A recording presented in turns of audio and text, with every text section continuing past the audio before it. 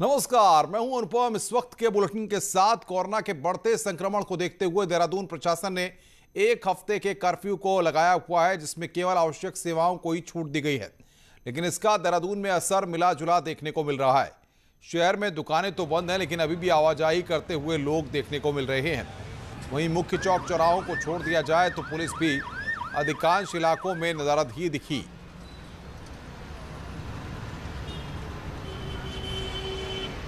Corona के बढ़ते मामले को देखकर भले ही प्रशासन ने एक हफ्ते की साप्ताहिक बंदी देहरादून में बिल्कुल कर्फ्यू लगा लिया है, लेकिन आप देख सकते हैं कि देहरादून में अभी क्या नज़ारा है।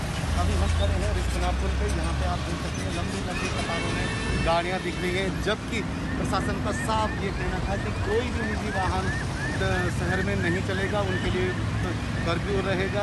लेकिन आप देख सकते हैं मेरी दूसरी तरफ यहाँ पे भी पूरी गाड़ियों की लंबी कतारें लग चुकी हैं। जबकि अगर हम बात कर रहे हैं देहरादून की कि कोरोना के बढ़ते हुए मामलों को देखते हुए प्रशासन ने साफ तौर पर ये कहा था कि देहरादून शहर में पूर्ण रूप से कर्फ्यू रहेगा, लेकिन इसका असर अभी सही ढंग से देखने को नहीं मिल पा रहा है। पुलिस भी कुछ एक चौक छोड़ दिया जाए तो पुलिस भी अधिकतम इलाकों से नदारद ही देखने को मिल रही है। न्यूज़ 18 देहरादून। चंपावत के टनकपुर और बनबसा में लगे एक हफ्ते के कोविड कर्फ्यू का सुबह से असर दिखा। आज से अगले 3 मई तक कोविड कर्फ्यू जारी रहेगा। हालांकि प्रशासन ने टनकपुर और बनबसा में दोपहर 12 बजे तक की आवश्यक दुकानें खोलने की अनुमति दी है, जिसके बाद सुबह टनकपुर बाजार में हल्की भीड़ दिखी, तो वहीं बनबसा में आवश्यक दुकानों के अलावा बाकी सन्नाटा दिखा। व्यापारी सरकार के फैसले का स्वागत करते हुए दिख रहे हैं, तो कुछ व्यापारी बाजार खोलने के समय बढ़ाने की मांग कर रहे हैं। कोरोना का इतना भयंकर रूप चल रहा है, इसको देखते हुए जो सरकार फैसला ले रही है उसके साथ हैं, और सरकार व्यापारी हित में आवश्यक वस्तुओं की दुकानें खोल रही हैं। सरकार का हम समर्थन करती है। इससे व्यापार में बहुत ज़्यादा भारी फर्क पड़ेगा, क्योंकि टनकपुर जो है फीडर मार्केट है पहाड़ का। पहाड़ के व्यापारी जो हमारे को 7 से 12 का टाइम दिया गया है, उस 5 घंटे में वो व्यापारी कैसे जो है पहाड़ से यहाँ आके टनकपुर शॉपिंग करके वापस जा पाएंगे। इससे पहाड़ में जो है बहुत ज़्यादा जो है दामों उल्टे सीधे दाम बढ़ेंगे चीज़ों के। चंपावत के बनबसा जगमुड़ा पुल पर प्रशासन ने सख्ती शुरू कर दी है। बाहर जिलों या राज्यों से आने वाले लोगों का कोविड टेस्ट किया जा रहा है। न्यूज़ 18 की टीम भी जिले के बनबसा बॉर्डर पर पहुंची और वहां के हालात का हमने जायजा लिया। बाहर राज्यों से आ रहे हैं, जैसे पंजाब हरियाणा से, और बड़ी सख्ती से यहाँ पर जाँच की जा रही सबकी। और रोज लगभग 500 550 RT-PCR और एंटीजन लगभग 100 डेली हो जाते हैं यहाँ पर। और आज ही एंटीजन हुआ, उसमें 5 लोग पॉजिटिव निकले हैं, और कल परसों ज़्यादा पॉजिटिव निकले हुए थे यहाँ पर। चंपावत जिले में बढ़ते कोरोना के मामलों के बाद प्रशासन अलर्ट मोड पर आ गया है। 27 अप्रैल से 3 मई तक जहां कोविड कर्फ्यू रहेगा, वहीं व्यापारी को राहत देते हुए आवश्यक सेवाएं सिर्फ सुबह 5 बजे से दोपहर 12 बजे तक खुलेंगी। इसके साथ प्रशासन ने जगपुड़ा पुल पर भी सख्ती बढ़ा दी है। प्रतिदिन यहां पर दूसरे राज्यों से या बाहर से आने वाले लोगों के कोविड टेस्ट हो रहे हैं। कमलेश भट्ट, न्यूज़ 18 बनबसा। इधर गढ़वाल का प्रवेश द्वार ऋषिकेश में कोविड कर्फ्यू का सीधा असर देखा जा रहा है। सुबह से ही सड़कें सुनसान हैं, गाड़ियों की आवाजाही बेहद कम हो रही है। जिन लोगों का आवश्यक कार्य है, सिर्फ वही लोग सड़कों पर नजर आ रहे हैं। उत्तराखंड में लॉकडाउन का असर सीधा देखा जा रहा है। पूरे दुकान से लेकर बाजारों में बहुत ही कम लोग दिख रहे हैं। जिन्हें आवश्यक काम है वो ही सड़कों पर दिख रहे हैं। पुलिस प्रशासन लगातार सख्ती के साथ गश्त बनाए हुए है। ऋषिकेश से आशीष डोभाल, न्यूज़ 18। हल्द्वानी से एक ऐसा वीडियो वायरल हो रहा है जिसमें पीपीई किट पहने एक शख्स बारात में ठुमके लगा रहा है। डांस करने वाले शख्स पीपीई किट पहने हुए था। बताया जा रहा है कि सोमवार रात सुशीला तिवारी अस्पताल के बाहर से एक बारात निकल रही थी। इसी दौरान अस्पताल के बाहर खड़ी एक एम्बुलेंस का ड्राइवर भी बारात में डांस करने लगा। हालांकि इस दौरान बाकी बारातियों ने पीपीई किट पहने इस शख्स से दूरी बनाना ही बेहतर समझा। डांस करने वाले एम्बुलेंस ड्राइवर महेश के मुताबिक वो लगातार तनाव में काम कर रहे थे, इसलिए थोड़ा मन को हल्का करने के लिए बारात में ठुमके लगा लिए।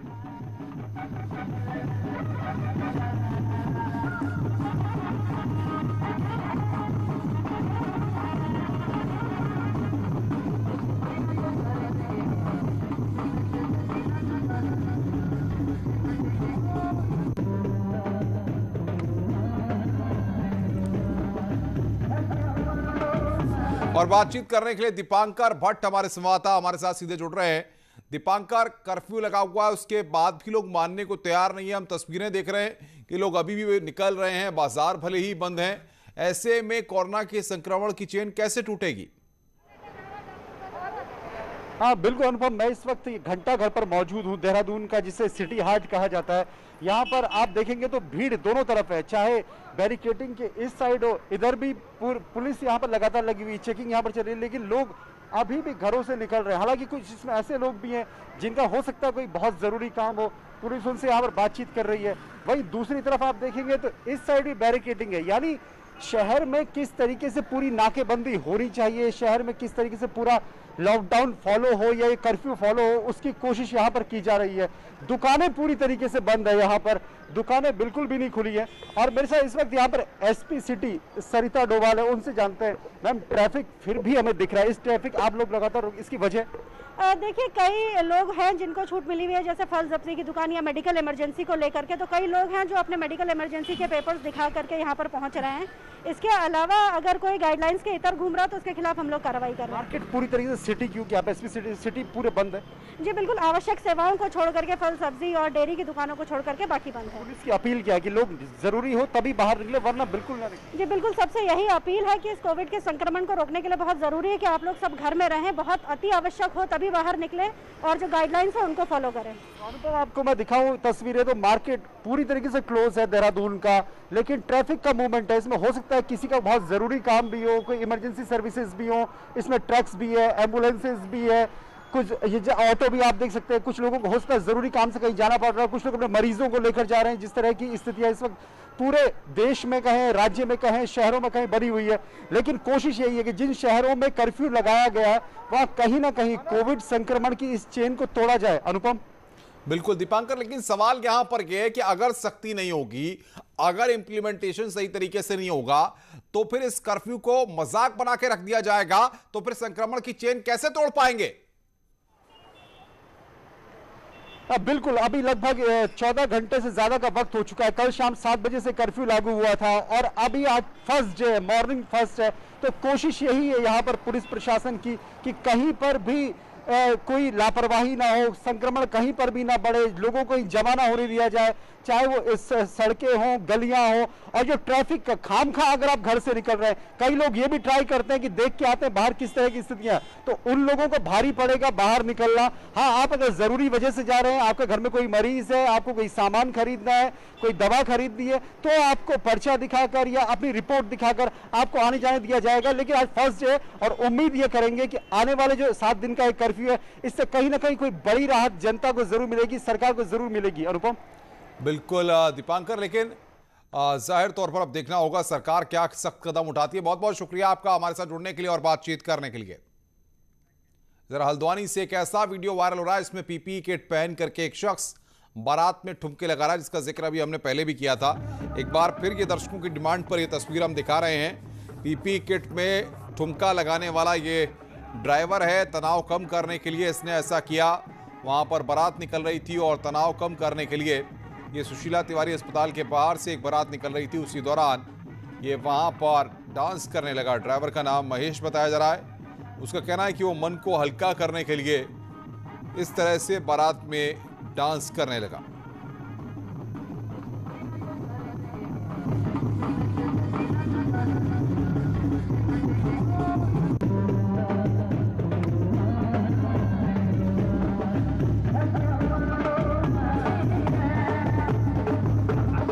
और बातचीत करने के लिए शैलेंद्र हमारे साथ जुड़ रहे हैं। शैलेंद्र, हम तमाम हेल्थ वर्कर्स को सैल्यूट भी करते हैं और लगातार वो जीवन रक्षक जो लोग हैं, जो जीवन की रक्षा कर रहे हैं, उनके साथ न्यूज़ 18 खड़ा भी है। ऐसे लोग 24 घंटे लगे हुए हैं और आप देखिए किस तरीके से इसने तनाव दूर करने के लिए रास्ता निकाला।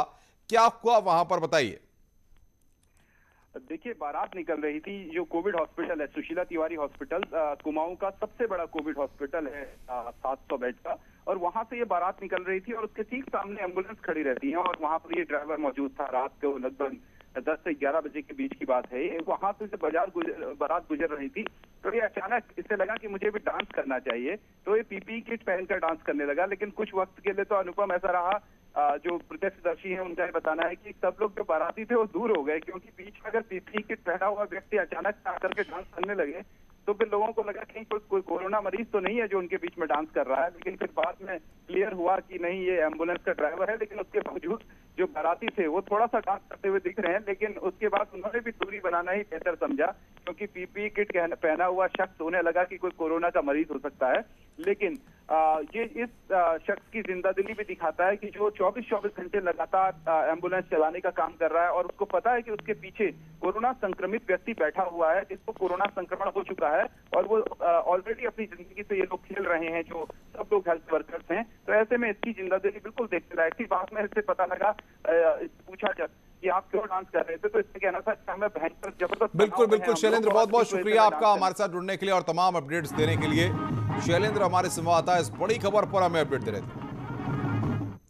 इधर टिहरी में लगातार बढ़ रहे कोरोना संक्रमण के मामलों को देखते हुए अब प्रशासन ने होटलों को हायर किया जा रहा है, जिसे क्वारंटीन सेंटरों में बदलकर उनमें कोविड संक्रमित मरीजों को रखा जाएगा।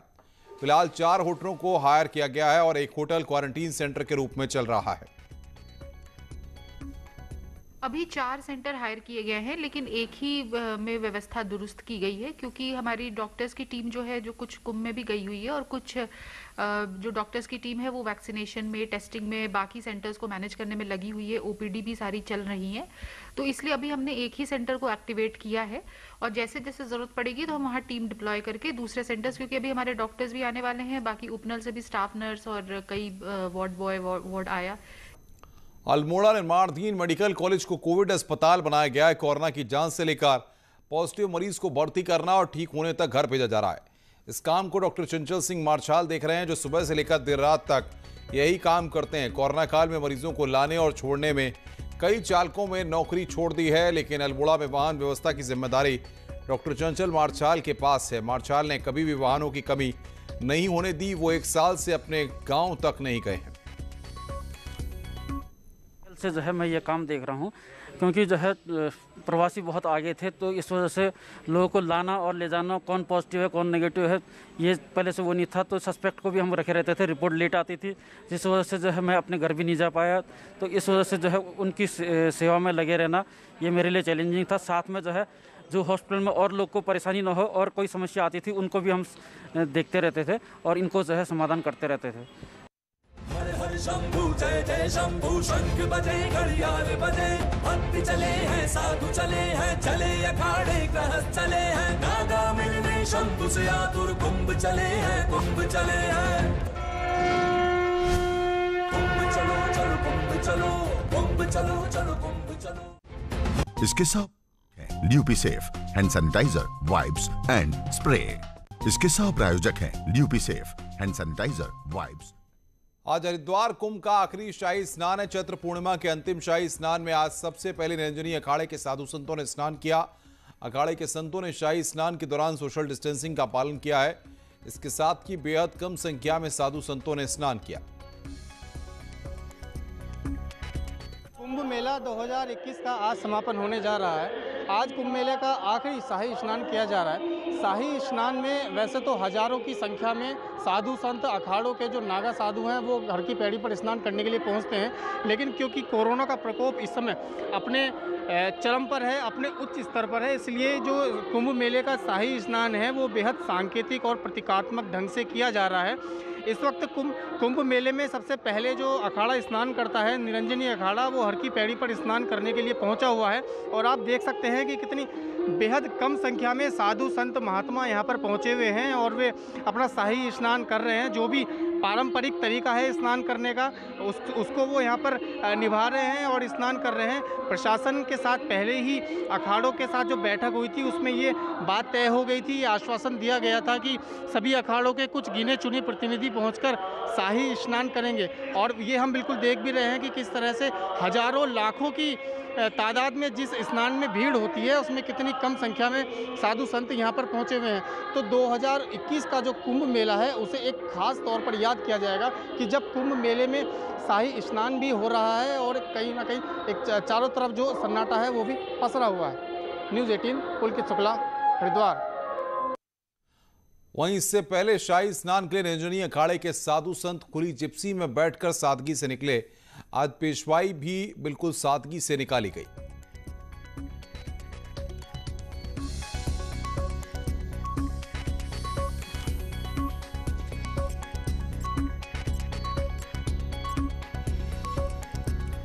आज हरिद्वार कुंभ का आखिरी शाही स्नान, इसे लेकर श्रद्धालु भी सुबह से ही हर की पड़ी पर आस्था की डुबकी लगा रहे हैं। थोड़ी देर बाद घाट को आम लोगों के लिए बंद